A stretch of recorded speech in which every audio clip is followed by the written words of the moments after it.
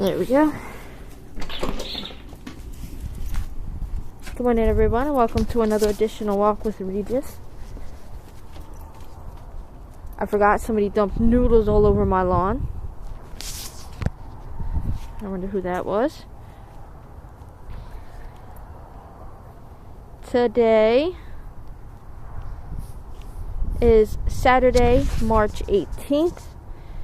Today's weather, the highs will be in the mid-30s and the lows will be in the mid-20s.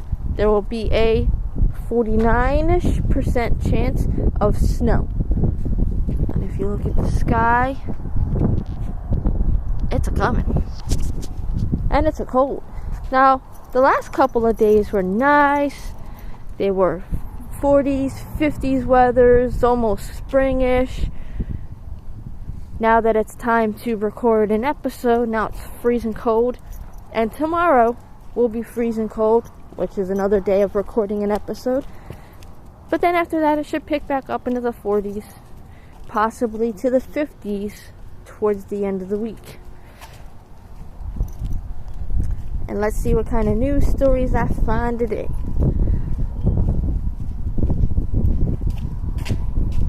St. Patrick's Day weekend brings many Western New Yorkers out to party.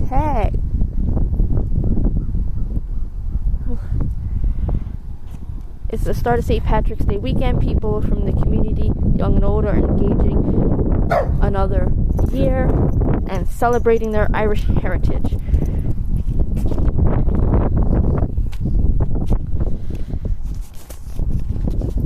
Okay. Repeating their sentence. Young people, young and old, came out, whether it was worn on their heads, on their backs, or hanging from their necks, enjoying another year celebrating the Irish heritage.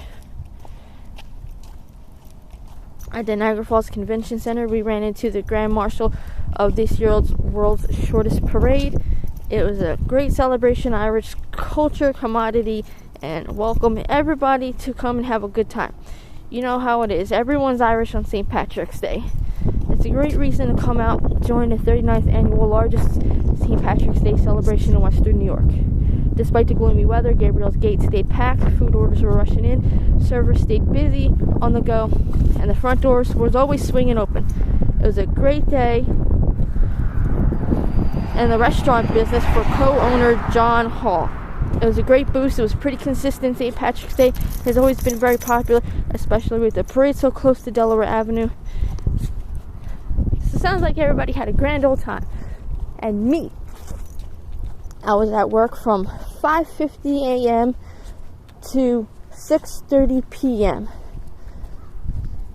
Why? Because we got 8 pallets in. We managed to put away 2. 3 got put up for later. And, you know, I'm not there today, so no worries about it now. Let's see what other news stories we can find.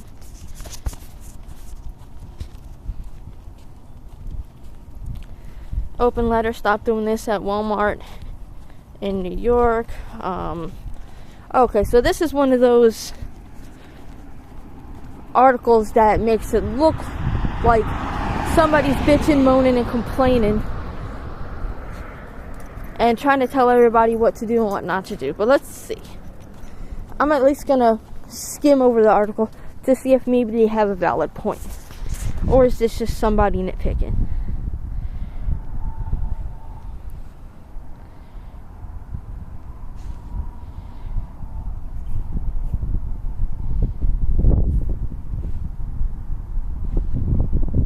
Okay, so basically what they're saying is, if you have to use the self-checkout for whatever reason, don't just sit there and hang out and talk to people.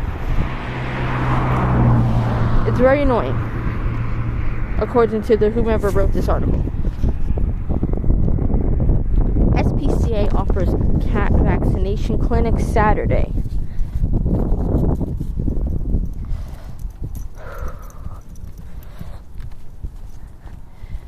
West Seneca, the SPCA serving Erie County is hosting a vaccination clinic for cats Saturday. The goal is to help keep cat owners from having to deal with issues that could lead to large veterinary bills and possibly surrendering the cat.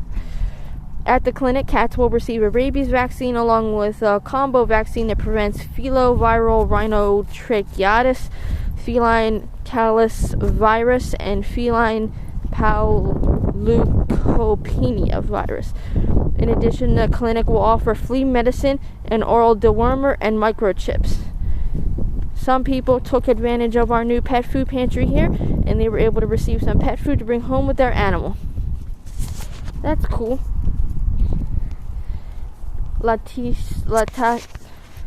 She says vaccines are important to cats and cat owners. One of the primary reasons people surrender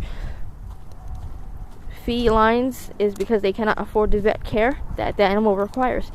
Can a lot of these issues be prevented rather than having to be treated? Yes, as long as these kids are vaccinated. She says one reason why SPCA needs to start doing this as part of its community outreach program. So, I like that. That's basically saying we understand that you can't really afford some vaccines, and instead of being all judgy and saying, well, if you can't afford the pet, you shouldn't have it, then here, we'll help you instead. That's nicer. Boy, is it ever cold out here today. Boy, am I ever frozen today. The wind is blowing. I should have put gloves on like usual. Every day I'm always forgetting my gloves.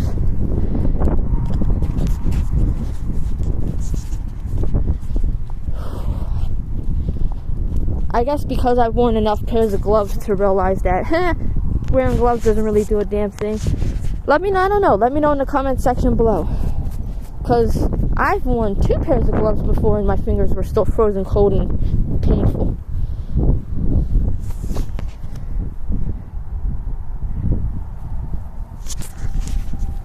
And I don't think there was much wind either. It was just cold. Alright, let's see. What else do we got? Besides my phone freezing in my hand.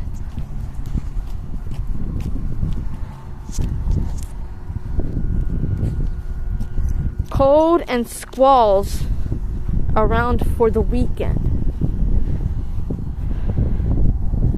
Colder weather will dominate the last weekend of winter. A strong cold front will drop temperatures into the 30s for both weekend days. I'm assuming they're talking about this weekend. Most towns around Rochester will have a passing few snow showers along with strong winds gusting between 30 and 40 miles per hour. Snow accumulation won't amount to much for most areas. Well, then that's good to know. Come on. He sees somebody.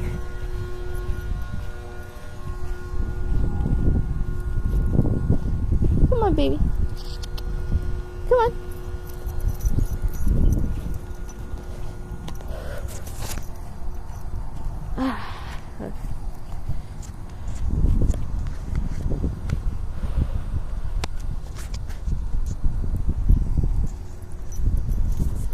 You're not going towards that food, I see.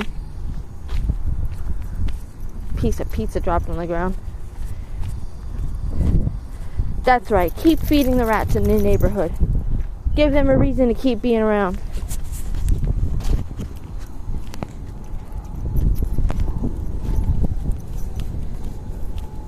Whew. Let's see.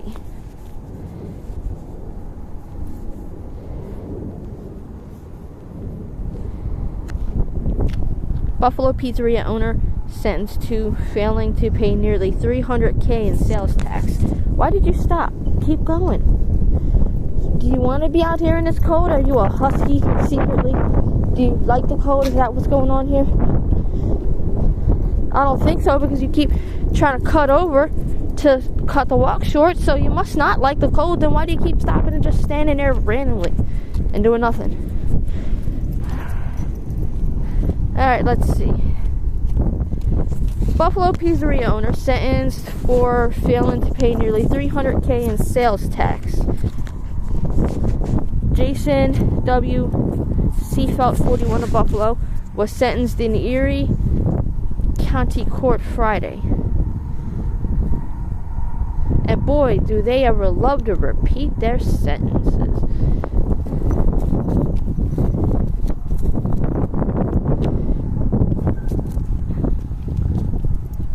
They literally, those sentences that I just read are repeated below the sentences that, below where the first sentences were posted. I don't like articles that repeat their sentences.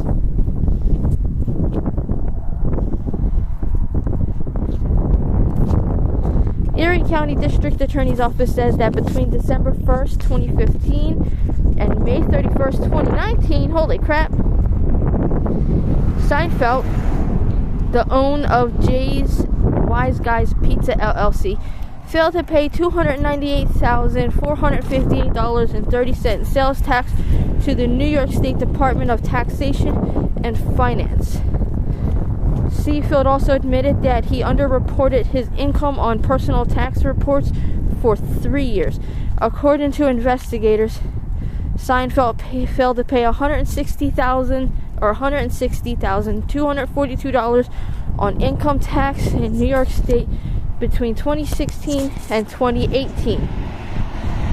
As part of his plea agreement, he pleaded guilty to only a federal charge related to his business, which was grand larceny in the second-degree Class C felony.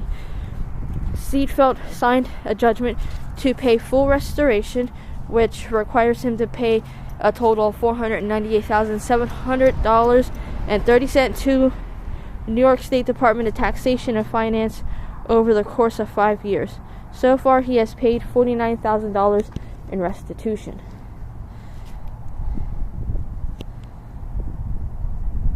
And they come and shop in my store all the time.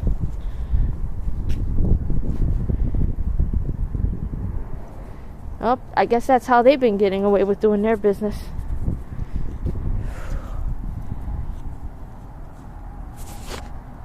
Corner store employee indicted for fatally shooting his co-worker.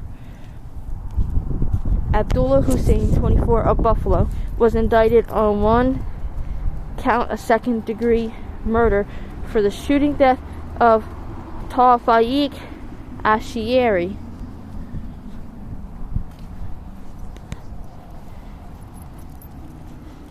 An employee of a Buffalo corner store was arraigned Friday morning on an indictment charging him with one count of second-degree murder in connection with the shooting death of his co-worker. Abdul Hussein, 24, of Buffalo, went before State Supreme Court Justice M. William Bowler. Yeah, see, you're trying to cut the walk short. Nope. You still have to lose weight. Because you keep plumping yourself back up like a turkey. Turkey before Thanksgiving.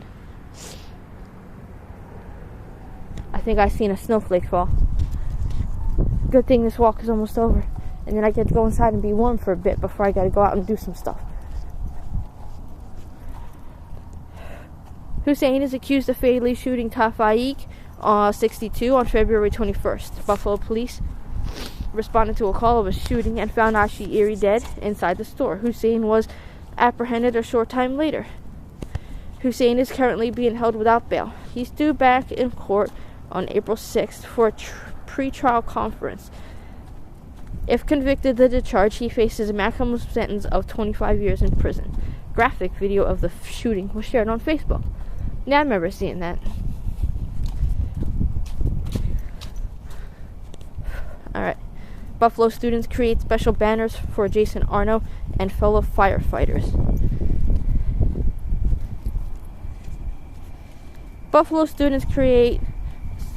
Some students in Buffalo are showing their appreciation for late Buffalo firefighter Jason Arno and his colleagues. Students at the UVille Porter campus made a special banner for engine number 2.